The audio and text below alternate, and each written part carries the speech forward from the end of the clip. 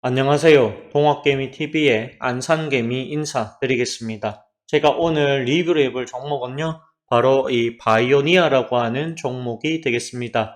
자, 코드 번호가 064-550이 되겠고요. 금일 현재 시간 2024년 1월 10일 수요일입니다. 오후 4시 42분을 지나가고 있는 시점이 되겠습니다. 자, 바이오니아에 대해 가지고 제가 설명을 해드려야 되는데, 어제는 상당히 좋았어요. 6품 7% 이렇게 올라갔다가 오늘은 또 조정이 나와가지고 이게 가려고 하는 건지 말려고 하는 건지 잘 모르겠다.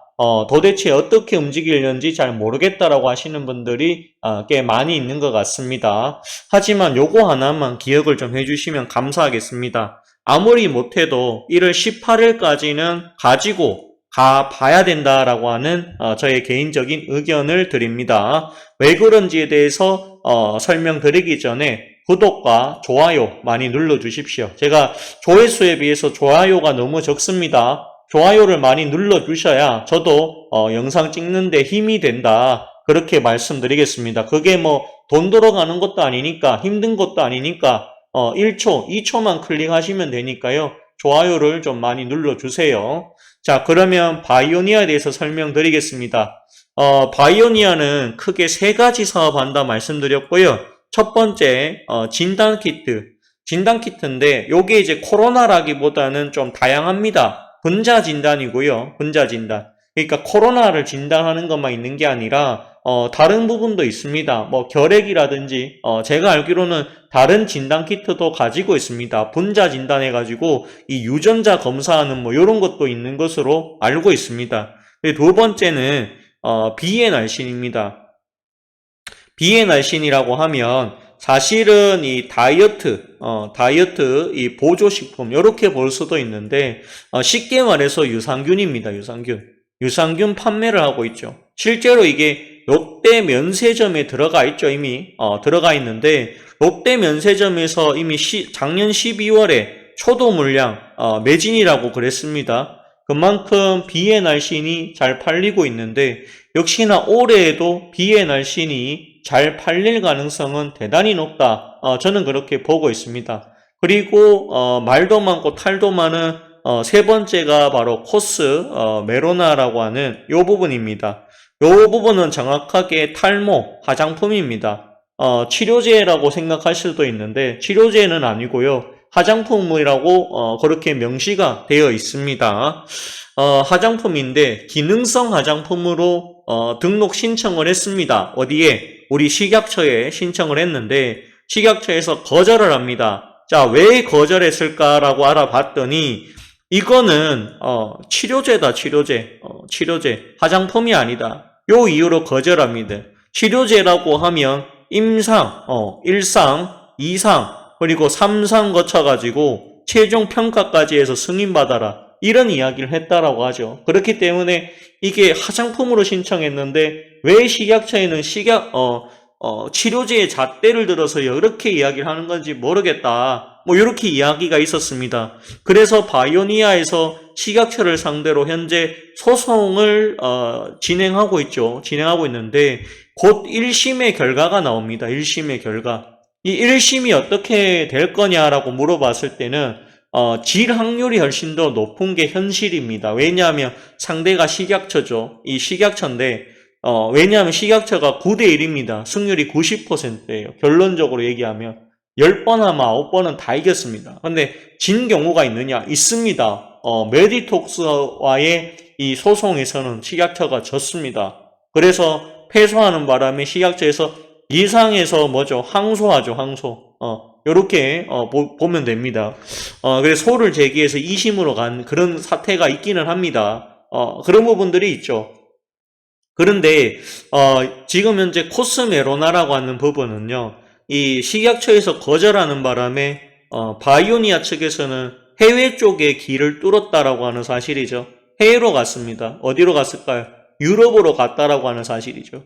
유럽에서 처음에 영국으로 들어갔어요. 그래서 아마존 영국에서 처음에 판매가 되고 있었습니다. 그리고 나서 확대하기 시작했습니다. 프랑스, 그 다음에 아마존 프랑스, 아마존 독일 이렇게 판매가 되고 있고요. 그 다음에 현재 뭐 스페인 쪽으로도 확장을 했고요. 그 다음에 이탈리아, 아마존 이탈리아에서도 판매를 하고 있다라고 하는 사실입니다.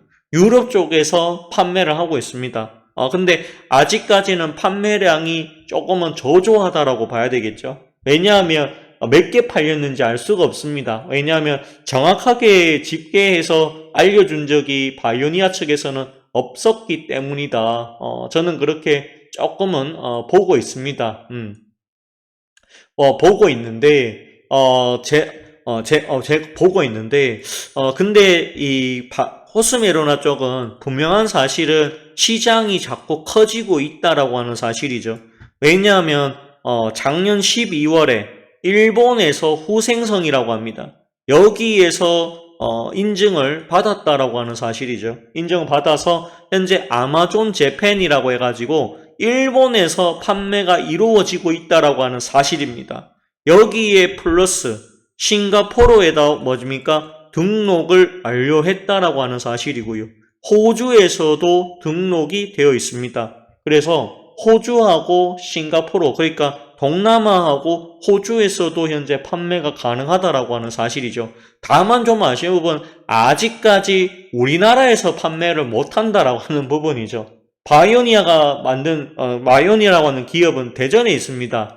대한민국 기업인데 대한민국에서 뭐 판다라고 하는 사실입니다. 그게 좀 아이러니합니다. 외국에서는 인증을 해서 판매를 하게 해주는데 왜 우리 식약처만 이거를 못 팔게 하느냐. 그래서 좀 답답한 면이 있죠. 답답한 면이 있습니다. 근데 그 부분에 대해서 소송했던 것이고요. 그래도 주변국에서 많이 팔리고 있기 때문에 혹시나 하는 그런 기대감은 남아 있다라고 봐야 됩니다.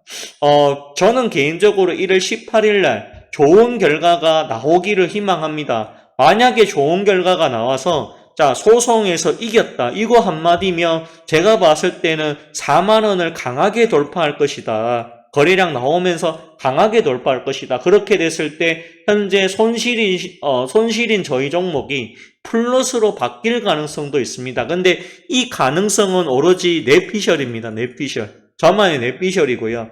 이게 이길 확률이 승산이 높지는 않습니다. 근데 중요한 사실은 빵 퍼센트는 또 아니라는 것이죠. 빵 퍼센트는 아닙니다. 빵 퍼센트인데 소송을 했을 리는 없을 거라고 저는 생각을 해요. 중요한 것은 어떻게든 간에 코스메로나가 국내에서 판매가 이루어져야 판매량이 늘어날 수 있다라고 하는 사실입니다.